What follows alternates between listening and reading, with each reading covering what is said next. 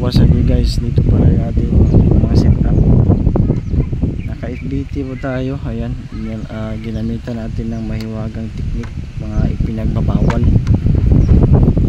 595 FBT ang gamit natin guys. Tapos kuha tayo ng negative 13 dito sa output ng ating 8 ports na PLC. So yun nga, kala ko talaga guys, FBT tapos ito siya ang maging mother knob, tapos mga anak siya ng mga child knob. Yan pala sa ating setup ngayon is client knob pala siya diretso. Naku, negative 13 lang yung reading. Ayan, so scam pala yung narinig ko na maging mother knob ito. So maging client knob na pala siya. Yan yung ating mahiwagang technique na pinagbabawal. FBT na ano ba gamit natin dito? 595 yan guys.